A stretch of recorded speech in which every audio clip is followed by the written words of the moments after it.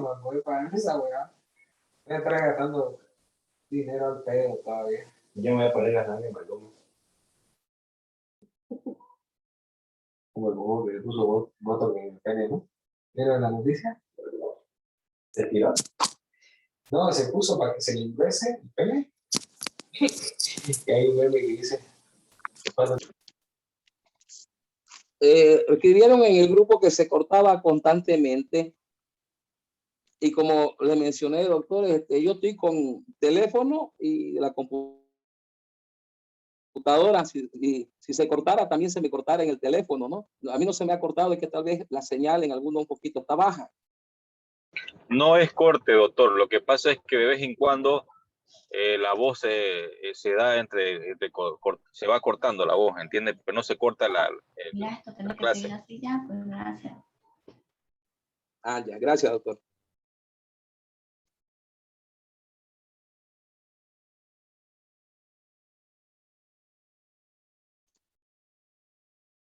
Bien, continuemos entonces porque, como le dije, ¿no? El tiempo es corto y tenemos mucho contenido y material y en esto sí o sí podemos hablar mucho de ello, ¿no? Pero les aclaro de nuevo, doctores, soy auditor, cuando tengo duda, cuando hay un problema laboral, yo recurro a un abogado, porque hay veces que algunos clientes ya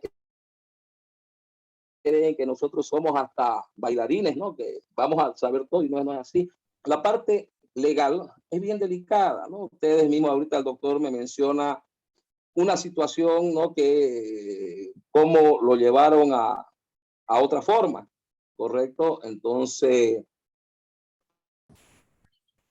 hay muchas cosas, bueno, que ya los laboralistas pues interpretan la norma según, ¿no? Según cómo corresponda. Ya no quiero decir según cómo les convenga, pero sí, doctor, por eso mismo no tampoco quiero entrar muy a fondo, porque quién sabe tampoco no es ese el contenido del módulo. No sé, estoy inventando mucho al área legal y no sé. No, de todas maneras, doctor, a mí me gusta eso porque yo también aprendo mucho, ¿no? Usted sabe que, y es bueno eso, ¿no? Que aprendamos. Ya, a mí también me sirve mucho estas situaciones porque, bueno, son casos que se presentan y ya tenemos mayores luces, pues, para cuando se nos presenten y ver cómo defendernos, ¿no? Pero, como le mencioné en ese tema, ¿no? De ese trabajador, el trabajador no sabe nada de esto, el que lo va a asesorar es el abogado, ¿no? ¿Por qué? Porque sabemos, bueno, ¿no? Que el abogado laboralista le va a decir, bueno, me das tanto para meter el proceso y de lo que recuperemos un 20-30%. Y lógico, pues, ¿no? Mientras más alto sea el monto, pues también se benefician todos, ¿no? Entonces, por eso es que le ponen ahí, bueno, a ver, limitaron un refresco, bueno, no entra el total ganado, todos esos temitas, ¿no? Porque son ya más que todo como artificios legales que hacen. Bueno, ya eso manejan bien el tema los laboralistas, ¿no? Pero de todas maneras, el tema del viático tiene que estar respaldado. Entonces, nosotros presentamos, ¿no? En caso de un proceso laboral, presentamos el descargo, porque tenemos que presentar los descargos correspondientes como empleadores. No solamente nos vamos a, o el juez en este caso se va a fijar en todos los reclamos que realice el trabajador. También tiene que ver lo que tiene el empleador, ¿correcto? Entonces el empleador tiene que presentar todos los descargos. Y bueno, el viático no entra en la planilla del total ganado, siempre y cuando cumpla con esos requisitos. Por decirle, le pongo un ejemplo, doctor. Yo conozco el caso de una empresa que maneja doble planilla, ¿ya? Como muchas empresas acá en Bolivia. Y bueno, esas manejadas doble planillas esquivan el tema tributario, pero los grandes problemas que se agarran en el tema laboral, porque el trabajador no va a ganar sobre eso que dice su planilla, pero no va a reclamar sobre lo que decía su planilla, va a ganar, va a pelear sobre lo que verdaderamente ganaba, ¿correcto? Entonces, imagínense, ha habido casos de que esos trabajadores no estaban en planilla para comenzar. Al no estar en planilla, miren bien lo que origina de que no haya el pago de todo lo que es su seguridad social, no los aportes a AFP, caja. Miren cómo brincan todas estas instituciones por esta situación, ¿me entiende? Entonces, ese empleador ahorró tal vez en el pago de cargas sociales como ser el seguro de salud o AFP, ¿correcto? Pero el gran problema que se le va a venir en el momento en que tenga ese proceso laboral. Y desde ya nomás al minuto no se parece que están conjuntamente trabajando, ¿no? ¿Cómo se llama? El ministerio con impuestos, con AFP, con todas estas organizaciones, pues, ¿no? Instituciones, y que se enteran, ¿me entiendes? Entonces, ese es el riesgo que asumen muchos empleadores. Allá ellos, ¿no? Como usted me dice hace rato que no contaban con ese descargo prácticamente para poder defenderse. Si no tienen ese descargo lógico, va a entrar como total ganado. ¿Está bien? Va a entrar como total ganado, porque ¿con qué vamos a defender? ¿Qué descargo tenemos nosotros? No tenemos ningún descargo, ¿correcto? Bien, no sé si hay alguna otra consulta. Yo, licenciado, Sí, ¿qué consulta? Antes de pasar a otro tema, con respecto al tema de la prima, si el trabajador lleva trabajando, pongámosle 5 años, y está con un empleador que es informal, ¿no? Porque es muy común acá en Bolivia igual eso. Y obviamente nunca le pagó prima. ¿Cómo va a determinar ese trabajador si quiere lo despiden la prima? Como no le entendí la pregunta, perdón.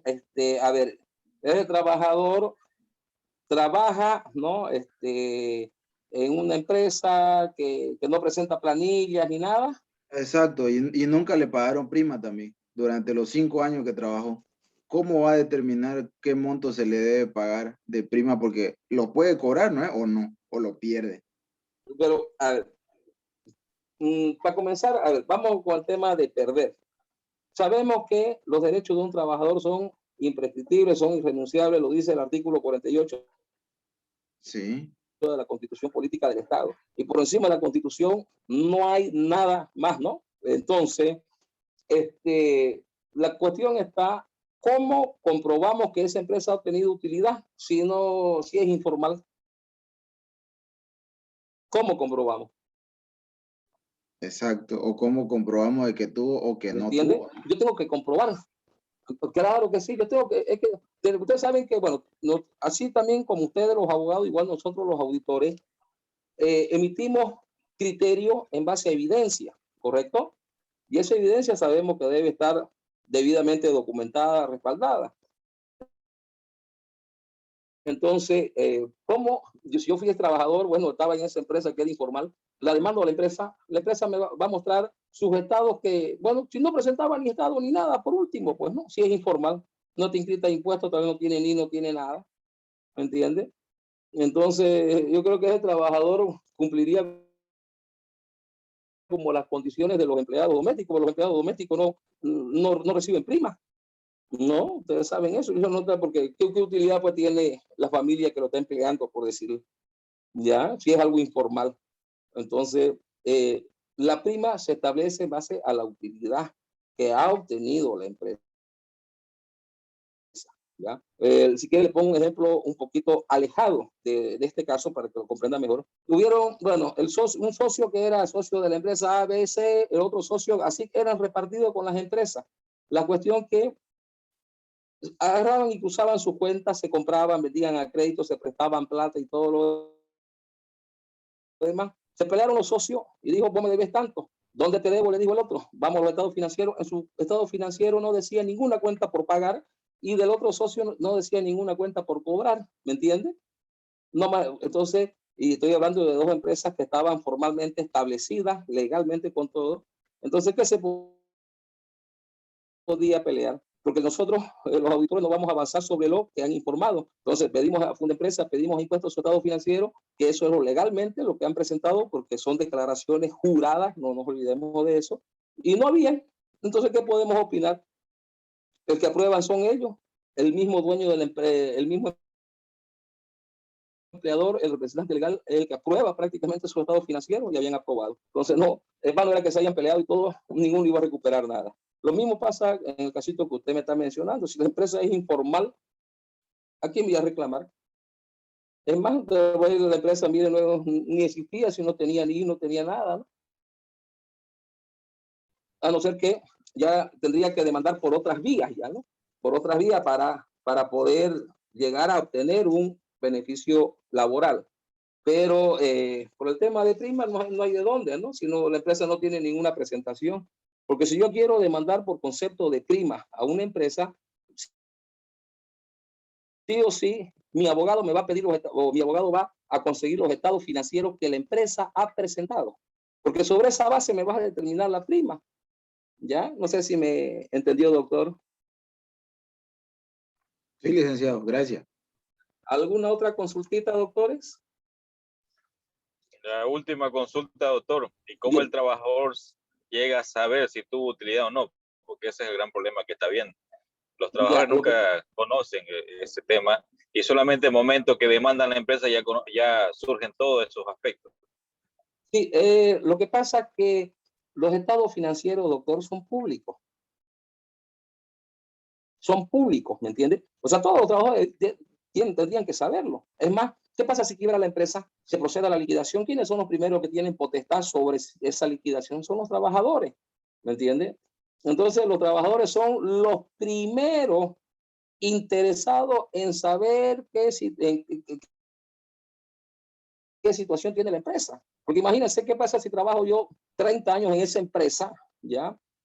Y prácticamente la empresa entra en una quiebra y no me va a poder liquidar. Ya yo lo perdí, porque la empresa se va a liquidar y no va a alcanzar para que me pague todos mis beneficios, ¿ya? Por eso, los estados financieros son públicos.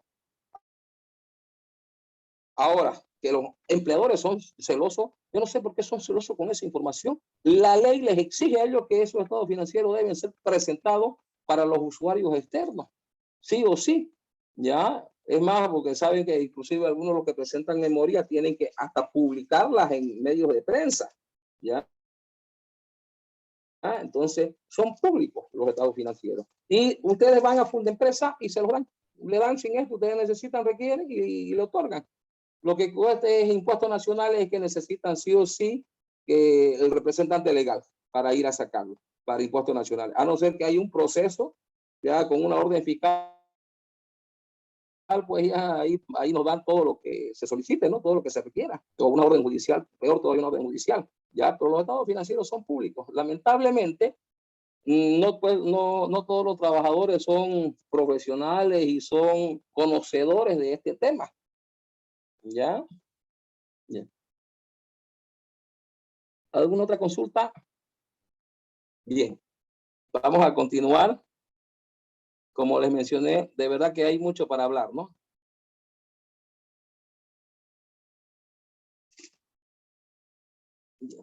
Uy, no he avanzado casi mucho. Bueno, estábamos hablando del tema de los conceptos diferenciados. Ya son conceptos diferenciados y se mantienen al margen del haber básico, pero para fines de pagos, ¿correcto? Que son diferentes. Miren bien, ya esto nada que ver con lo de acá, pero esto sí bien tendría a incluir, ¿qué cosa, estimado doctor?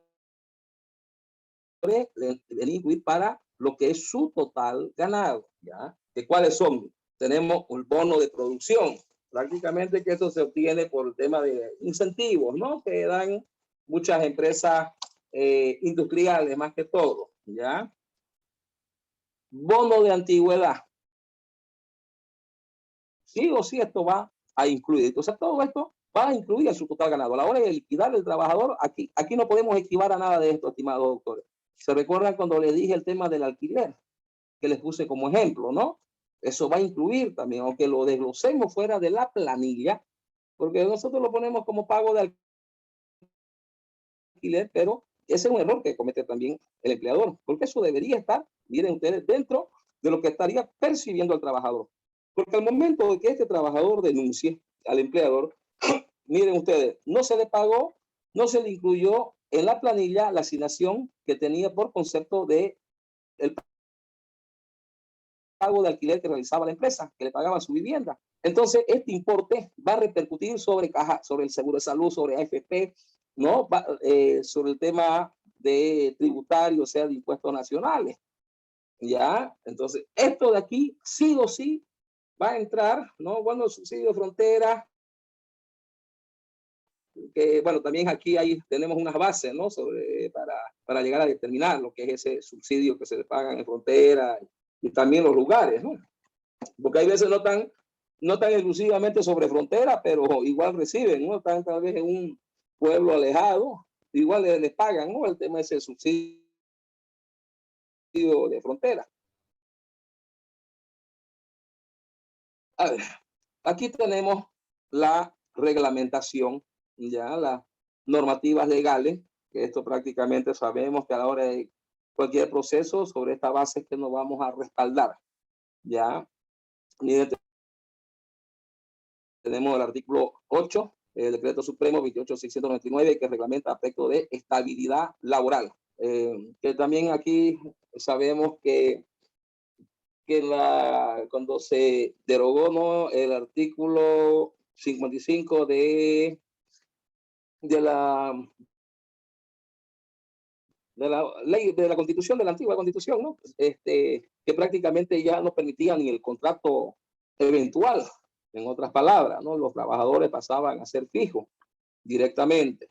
Y bueno, ya aquí tenemos los decretos reglamentarios, ¿no?, que vinieron prácticamente a complementar todas esas disposiciones. Entonces, no podrá, dice, convenirse sueldo o salario, no puede haber un sueldo que sea inferior al mínimo nacional establecido legalmente para cada año. ¿Ya? No puede, nadie puede ganar menos un sueldo de un salario mínimo.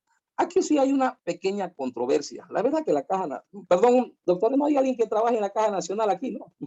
Yo fui el año pasado, trabajé en auditoría interna, por si acaso, ya fui jefe, bueno, ahí se denomina supervisor. Saca algunas reglamentaciones en la Caja que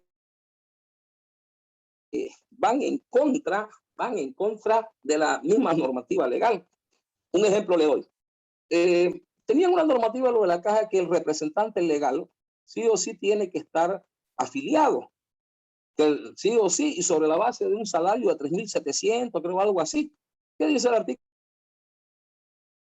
6 de la Ley de Seguridad Social de corto plazo? Que todo trabajador que tiene que tener el seguro de salud tiene que ser aquel que sea dependiente y perciba un salario del empleador.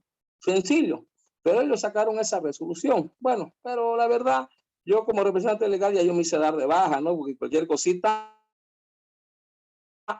también lo llamaba al doctor Osinaga para que les haga una cartita cariñosa, ¿no? El doctor Osinaga, creo que 35 años trabajó, fue asesor legal también de la Caja Nacional, pero el doctor maneja muy bien el tema de lo que es seguridad social. Ahora, otra contradicción que hay con el tema de la Caja, miren ustedes. ¿Qué pasa, estimado doctor, si yo contrato medio tiempo a un trabajador? ¿Es permitido o no es permitido? Es permitido, pues. ¿Sí o no? Entonces, para realizar, pero ese trabajador que va a estar a medio tiempo, miren ustedes, también tiene que contar con todos los beneficios que le corresponden por ley. Y uno de ellos, pues, es el seguro de salud. La Caja no me va a permitir que pague sobre la base de, vamos a suponer, bueno, que le pague 1.500, que es medio tiempo, miren ustedes. No voy a pagar 150 por concepto de aporte. Me va, sí o sí, voy a tener que pagar el 10% de lo que es el salario mínimo nacional. ¿Ya? Entonces son algunas contradicciones prácticamente que hacen algunos sectores con lo que nos menciona la normativa legal, ¿ya? Pero sí o sí, no puede exceder el salario mínimo nacional, ¿ya? Entonces, pero vuelvo a repetir, puede haber ese tema de los famosos medio tiempo, ¿no? pero son de casos muy especiales.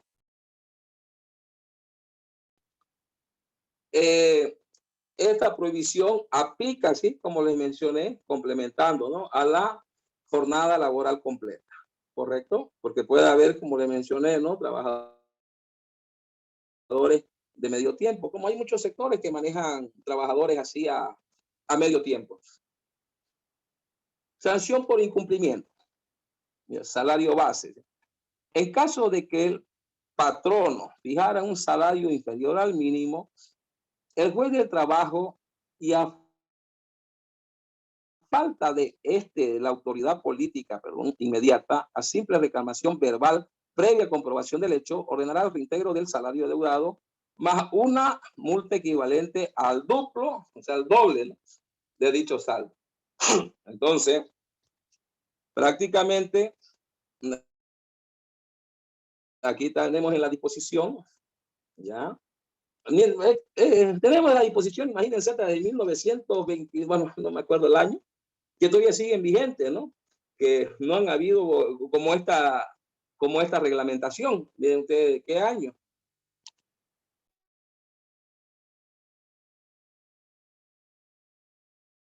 Antes, en el año, creo que en el año 53, algo así también, que hubo un cambio.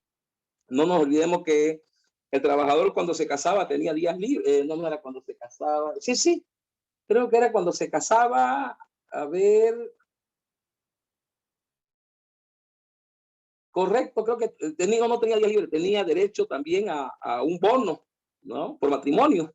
Pero eso ya se cambió, pues ahora son los días libres, ¿no?, que tienen por cuando contrae matrimonio. Algo así, han habido esos cambiecitos, ¿ya? Pero bueno, en este caso, aquí está la multa estipulada. En caso, ¿no?, de que prácticamente no se renumere a ese trabajador con el salario mínimo nacional. Bueno, tanto en el sector público y privado, no nos olvidemos que prácticamente, ¿qué diferencia hay entre el servidor público y el funcionario público? El servidor público está contratado bajo la Ley General del Trabajo, y el funcionario público está, como su nombre lo dice, está contratado bajo la Ley del Funcionario Público. ¿Cuál es la diferencia? La diferencia es que el funcionario público no gana indemnización, ¿correcto? No gana indemnización. Después tiene todos los mismos derechos que el servidor público. Es la única diferencia, ¿correcto? O sea que, bueno, tiene más de ventaja ser funcionario público que servidor público, ¿correcto? Pero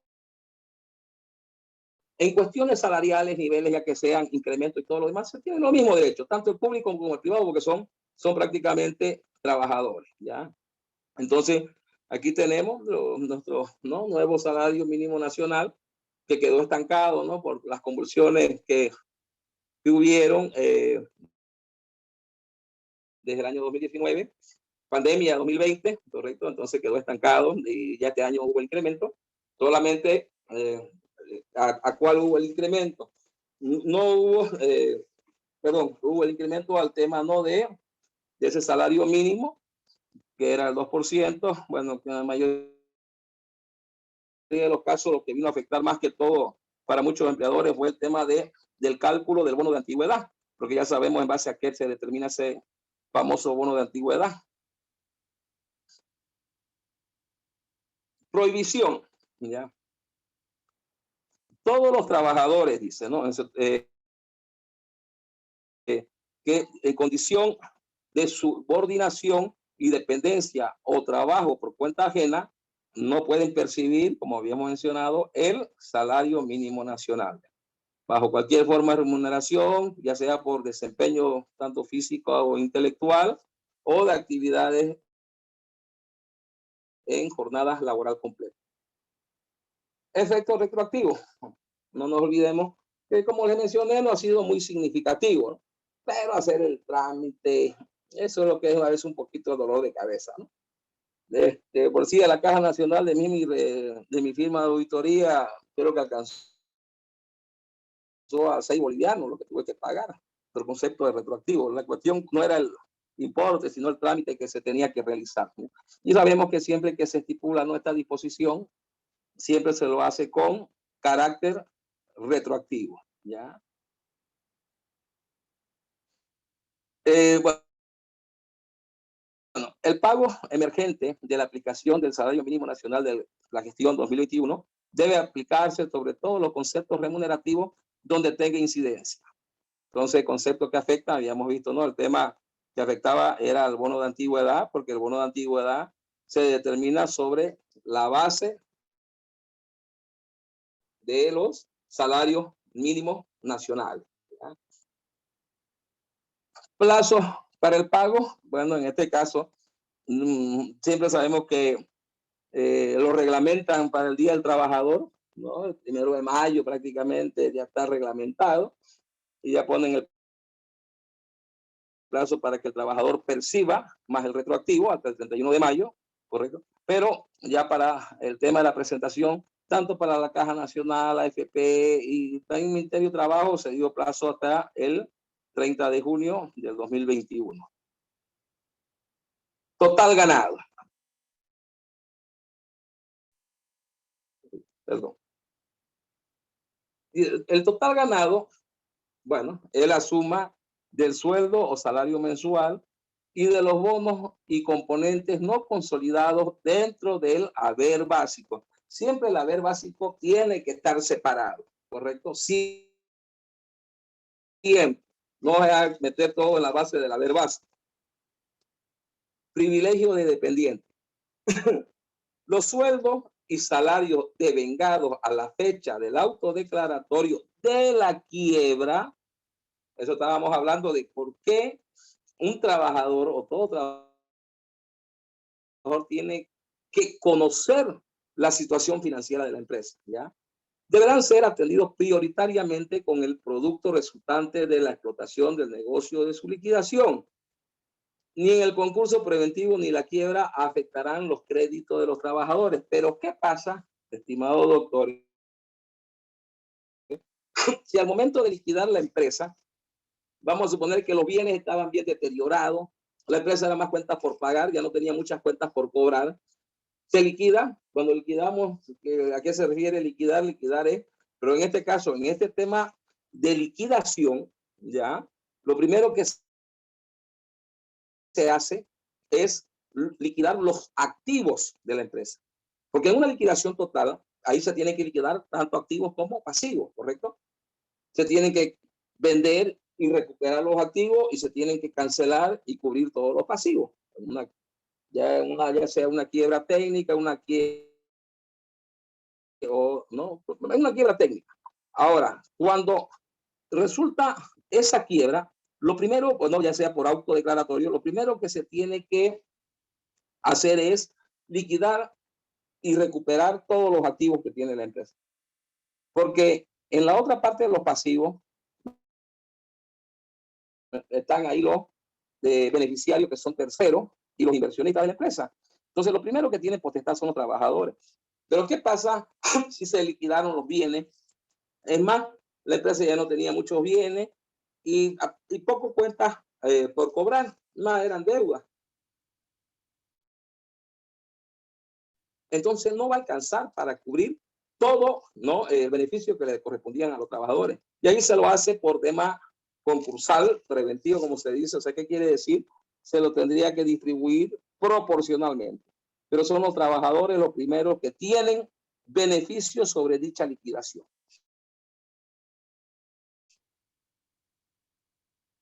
Consideraciones para el cálculo, ya el día al mes, el mes se computa, siempre está compuesto sobre la base, ¿no?, de 30 días. Además dicen que en las planillas siempre le tienen que poner 30, ¿no? El día domingo, dice, el día domingo siempre se lo computa como un día pagado, aunque en realidad ese día no se trabaja. Además, muchas empresas pues trabajan de lunes a viernes, ¿no? Igual el sábado se lo están computando como día pagado. Libro de asistencia manual. Bueno, que allá otras empresas hay empresas que la mayoría de las empresas tienen biométricos, pues no. Entonces, pero aquellas que todavía tienen el tema del libro manual. Ya dice, consiste en un libro de asistencia para registro manual de cada trabajador a la hora de entrada y salida de su fuente laboral. El requisito para este trámite. Ya vuelvo a repetir, estimados doctores, no se olviden. Ya la mayoría de esto pues está un poquito en el, ¿cómo se llama? En la historia, ¿no? Pero, bueno, no nos olvidemos que el biométrico también no es muy barato. Sí, no todas las empresas tienen alguien ahí especialista en sistemas para que vaya el registro y todo y el control, ¿no? Pero bueno, vamos a suponer que es para una empresa relativamente pequeña, porque no nos olvidemos que no importa la dimensión de la empresa, igual tienen las mismas obligaciones, ¿ya? Entonces, el cumplimiento de requisitos para el trámite de apertura del libro de asistencia debe considerar cada una de las sucursales o ubicaciones en caso de más de un libro de apertura si corresponde. Por si acaso, miren, inclusive de dónde viene la disposición, ¿no? En estos años, pues no existía ni en película los famosos biométricos.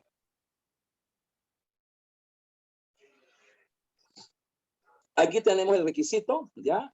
Para el trámite. Esto lo he sacado de la página del ministerio. Depósito de 75 bolivianos en la cuenta fiscal del ministerio. Una nota dirigida al jefe departamental de trabajo en el cual debe describir el siguiente, ¿no? Domicilio exacto, porque se pueden utilizar uno o dos, por ahí se tienen sucursales, como habíamos mencionado anteriormente. ¿Está bien? Y ahí están los requisitos. Para que tenga la figura legal prácticamente ese libro de asistencia. Ya, porque ya sabemos por los grandes problemas que se pueden originar cuando ese trabajador va y reclama su derecho, ¿no? Es más, yo he estado con empresas que han tenido demandas porque les han descontado, a los trabajadores les han descontado, por llegar tarde, ¿correcto? Ahora, lo primero que va a pedir un reglamento de trabajo. Y ustedes saben que muchas empresas no lo tienen el reglamento de trabajo. Entonces, ¿con qué va a argumentar la empresa o el empleador? Va a argumentar, ¿no? Diciendo que lo que hizo está correcto de descontarle a ese trabajador. Si no tiene un reglamento debidamente aprobado. Uno. Después, tal vez a lo mejor es un simple libro, ni siquiera hay esta constancia, ¿no? Que prácticamente el juez se registró al Ministerio de Trabajo para controlar el tema de la asistencia, ¿ya? Entonces, es lo mismo que sabemos que los contratos laborales dicen, ¿no? Si ya el trabajador tiene más de 3 meses, creo, no recuerdo bien, por favor, eso me van a ayudar, doctores. Creo que era 3 meses, ¿no? Que ya no lo visaba el ministerio, que ya eso automáticamente quedaba como visado, no había la necesidad de visar ese contrato. No sé si seguirá la verdad los 3 meses, ¿ya? Porque han habido cambios. Pero no nos olvidemos que ese contrato laboral, al tener el visado del ministerio, ya lo respalda más legalmente a la hora de una futura contingencia que se pueda tener con ese trabajador. Bueno, aquí tenemos los requisitos para el trámite de reapertura del libro de asistencia. Reapertura, ¿correcto? Miren ustedes por ahí. Se nos acabó el libro, hay que firmar de nuevo otro. Aquí está la reapertura. Ya es el mismo trámite, solamente que ahora ya es 30 bolivianos. Y bueno, lo que se maneja hoy en día, ¿no? Prácticamente el biométrico, que el cumplimiento de requisitos para el trámite de la resolución de aprobación del sistema de control de asistencia biométrico debe considerar cada biométrico si corresponde caso de sucursales. Ahora miren ustedes el pago para el biométrico, ¿no? Para que haya ese respaldo. ¿Está bien? Es lo mismo, ¿correcto? Ahora miren ustedes lo que se tiene que colocarse. Es 423 bolivianos, ¿ya? Nota dirigida ahora a dirección exacta de la empresa, descripción de los aspectos técnicos relevantes del sistema biométrico y fotocopia simple del rol. ¿Ya? Límite establecido. Bueno, sabemos que la jornada efectiva de trabajo no excederá de las 8 horas por día. ¿Sí? Aquí tenemos la reglamentación La jornada, bueno, por género, aquí pone la limitante. Pone la limitante que no puede exceder las 48 horas por semana. Porque eso menciona la disposición. No dice porque trabaje las 48 horas, ¿correcto? Que inclusive no muchas empresas cumplen este tema en las trabajadoras mujeres, ¿no? Porque trabajan normalmente el lunes a viernes, igual van sábado y trabajan. De aquí empieza el problema. Ahora lo que hacen en algunas empresas, por decirles no, las hacen trabajar 7 horas nomás, de lunes a viernes, y ya sábado trabajan 4 horas. Entonces, no, la cuestión que no exceda prácticamente este tiempo límite. Porque lo que nos dice la reglamentación, que es, doctor, es que no exceda. No nos dice, no tienen que trabajar hasta 30, 40, no dice nada de eso, ¿correcto? Ahora, excepto para empresas periodísticas que están sometidas a reglamentación especial. No nos olvidemos eso, a veces pues no hay, existe una noticia y a las 2, a cualquier hora tienen que salir a cubrir dicha noticia, ¿no? Sectores públicos y privados, como les mencioné, estimados doctores, es lo mismo. Ya les expliqué la diferencia entre el funcionario público y el servidor público. El servidor público está con la Ley General del Trabajo, el funcionario público está con la Ley del Funcionario Público, el cual la única diferencia es que no tiene indemnización. O sea que aquí el único que se le va a pagar es al que está con la Ley del Funcionario Público, se le va a pagar su vacación, nada más. Si es que la tuviese, ¿no? Por ahí tomó también las vacaciones y bueno, ya no tendría ningún beneficio. Jornada efectiva de trabajo es el tiempo durante el cual el trabajador permanece a disposición de su empleador en el lugar de la faena, dice, sin poder disponer libremente de su tiempo.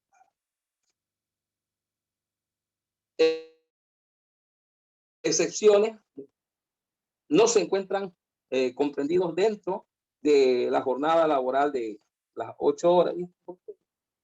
Perdón. Por decir, los gerentes, directores, administradores, representantes o apoderados que trabajen sin fiscalización superior inmediata. Bueno, ahí en Emacruz, por decir, tenemos muchos directores prácticamente hay de residuos sólidos, de tales productos, entonces ellos prácticamente pues, cubren más de las 8 horas. Tenemos empleados u obreros que ocupen puestos de dirección, vigilancia o confianza. En este caso aquí estamos viendo el tema de los de seguridad. Por eso es que los de seguridad ellos trabajan 12 horas prácticamente, ¿no? Por día. O que trabajen discontinuamente o que realicen labores que por su naturaleza no puedan someterse a jornadas de trabajo. Bueno, es que en este caso también son casos muy especiales, porque va a haber un guardia de seguridad, lo único que hace es estar parado o sentado, no, anotando quién ingresa o quién sale. Entonces, no se necesita de mucho esfuerzo ni físico ni mental, ¿no? Salvo que sea un concierto de estos rockeros, pues ahí van a tener harto trabajo. No sé por qué me sale esto de acá. Bien, voy a dejar de compartir y voy a volver a enviar la invitación, estimados doctores, ¿ya? Porque ya se está acabando el tiempo.